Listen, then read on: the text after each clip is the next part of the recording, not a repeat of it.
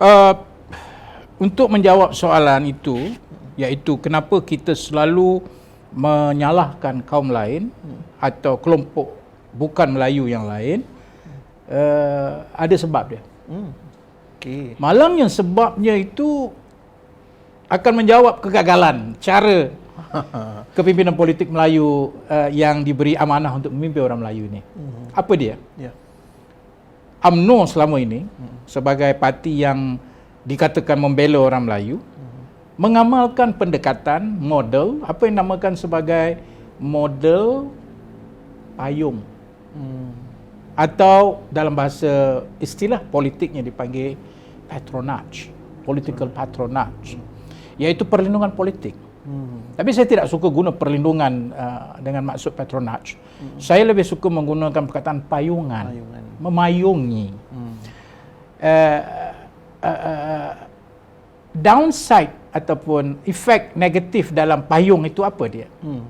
Dia terpaksa memastikan orang Melayu terus menyokongnya melalui perlindungan yang mana dalam rangka untuk memayungi itu mereka terpaksa menyuap orang Melayu. Okay. Ya. Kalau istilah sebelum ni kita dengar makan dedak. Oh, makan dedak kan. Ya. Kamu tak dengar tu? Ada pernah dengar apa makan sagon tu sagon. Sagon. Jadi itulah sebab apa nak bagi dia orang. Aku lindung kau dia kau sokong aku sudahlah. So dia tidak fikir macam mana dia nak empower orang Melayu. Bagaimana dia nak menanam nilai-nilai mulia untuk supaya orang Melayu boleh bersaing. Ada, bukan tidak ada. Tak betul lah kalau saya kata tidak ada. Maksudnya ada usaha untuk memperkasakan ekonomi orang Melayu. Betul, ada. Saya tidak nafikan. Tapi dengan melihat cara dan pendekatan itu yang bersifat payungan menyebabkan orang Melayu seolah-olah bergantung sepenuhnya kepada kuasa ini dan mereka kemudian menggunakan payungan ini ke atas orang Melayu untuk kepentingan politik dia.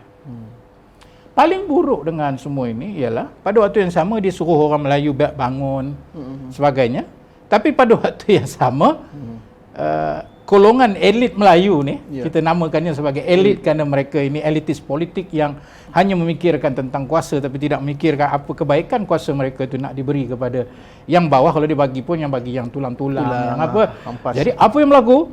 Sambil-sambil itu dia rampas. Dia menjarah untuk kepentingan kelompok parti dia dan kaum keluarga dia. Untuk mewajarkan semua ni supaya orang Melayu tidak sedar dengan perbuatan mereka, satu, mulut dah penuh sagon. Apa sagon? Sagon.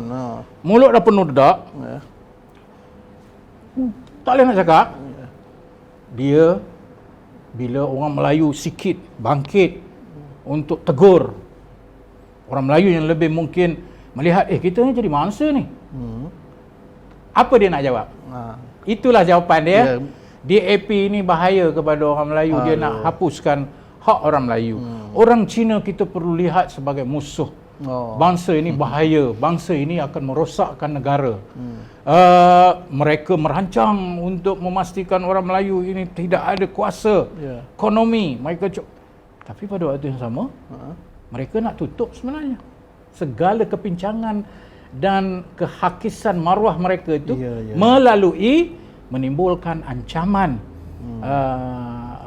teori konspirasi kaum lain, tapi pada waktu sama dengan itu dia dapat menguasai payungan yang telah dibina selama ini. Jelas. Inilah hari ini hasil yang kita terima.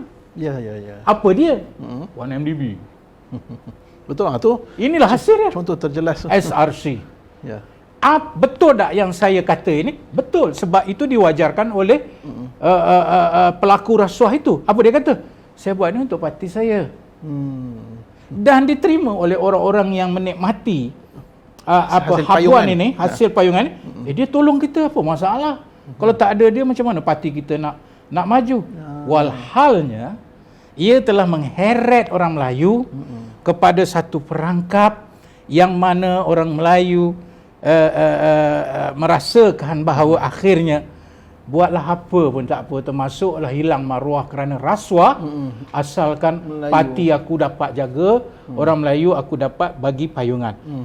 Di sinilah gagalnya pendekatan ini Ya. yang orang Melayu hari ini merasainya daripada kesan-kesan. So, apa ni Ustaz Saiful? Ya. Kalau nak bagi orang makan, boleh. Tapi kita selalu dengar kan, ajar dia cari makan lebih baik pada bagi dia makan. Dia makan. Ajar orang itu cara menangkap ikan lebih baik daripada memberi ikan padanya setiap hari. Betul. Oleh kerana mereka tidak memikirkan kalau dia takut kalau kawan ni lebih cerdik pada dia, dah pandai tangkap ikan, dia tak minta dah dekat kawan ni. Yalah. Dia kata, "Mengapa aku nak duduk bawah kau? Aku pun dah boleh tangkap ikan." Jadi tidak ada empowerment kepada orang Melayu. Akhirnya terperangkaplah orang Melayu dalam saya namakan sebagai minda terkepung, siege mentality. Ya. Ketika itu mudahlah bagi para pemimpin Melayu ini untuk menyalahkan orang lain. Maka akhirnya mereka terkepung. Bila terkepung, nombor satu, dia prejudis kepada kaum lain. Ya, ya. Bila terkepung, dia akan merasakan orang lain sentiasa mengancam dia. Bila terkepung, dia akan sentiasa mengharapkan kepada payung yang selama ini dia rasa kerana itu dia boleh hidup. Sedangkan kalau dia bebaskan diri dia daripada kepungan ini, wah, dia akan lihat, ya Allah, dunia ni sangat besar. Kenapa aku tidak tahu untuk menangkap ikan? Betul. Kenapa aku tidak tahu untuk berdiri sendiri? Kenapa aku perlu payungan? Bertongkat istilahnya ya. Oleh itu kita memerlukan satu pendekatan baru. Ya. Itu kewajarannya. Ya. Kita memerlukan satu bentuk model. Apa modelnya? Modelnya lebih kepada orang Melayu dari kepimpinan yang tadi melihat Ya. memerdekakan mereka daripada kepungan mentality ini untuk memberikan mereka idea Ya. yang progresif, idea yang inklusif. Kalau kita tak dapat nafikan, duduk di Malaysia ni mana boleh ada, kita kata orang lain tak boleh, ada orang Cina, ada orang India, itu dah menjadi satu teras kepada negara ini, Pembinaan negara, betul. pembinaan negara ini. Maka bila kita ada idea, idea itulah yang akan memberikan kekuatan kepada orang Melayu untuk mengeluarkan diri mereka daripada mentaliti. Sebab mentaliti ini yang dikepung ni, dia tak ada idea. Sebab dia hanya ngangang aja. So, kita bagi dia supaya berfikir. Satu. Yang kedua, nilai. Politik nilai. Nilai inilah yang akan menyuntik maruah yang hilang tadi. Tidak akan ada orang Melayu, kalau dia faham nilai-nilai sebenar, tidak akan ada orang Melayu yang akan menyokong perasuah yang telah merampas harta negara. Tidak ada orang Melayu yang akan mengagungkan orang yang selama ini terbukti dia salah. Sekarang ni soal dia hanya nak tunggu rayuan saja. Betul. Rayuan pun dah lalui berapa peringkat ini yang terakhir. Ya. Ditangguh-tangguh lagi pula. Ditangguh lagi. Oh, tidak mungkin dia akan sokong. Sebab itu maruah dia. Ya.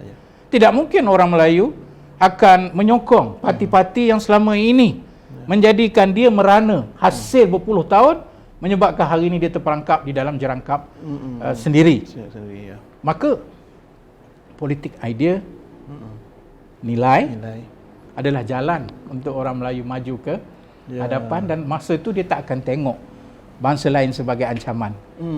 Dan lebih penting, kalau kepimpinan Melayu itu membawa hasrat ini melalui pembikinan dasar yang menuju ke arah idea dan nilai, seperti yang pernah kita ketengahkan, iaitu dasar rahmatan lil alamin, dasar SDG, Sustainable Development Goals, dasar menghormati bangsa, agama lain, kaum lain, semua yang kita sebut dalam rangkuman rahmatan itu.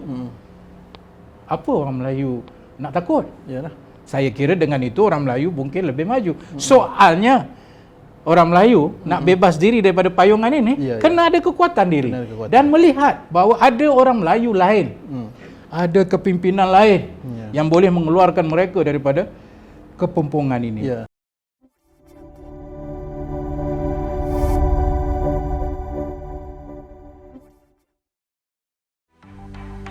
Mencari maklumat dan berita politik yang bebas, kupasan yang tepat, panas, Dapatkannya secara eksklusif hanya di Jom Channel. Komitmen kami, pentasan berita Isnin hingga Jumaat. Berbicara dan isu semasa, kami garapkan secara langsung. Panel-panel berkaliber dan profesional. Interaktif, pandangan anda kami raikan. Jangan lupa bersama kami di setiap hujung minggu dalam edisi khas mingguan. Jom Channel, moving forward, sharing a new experience.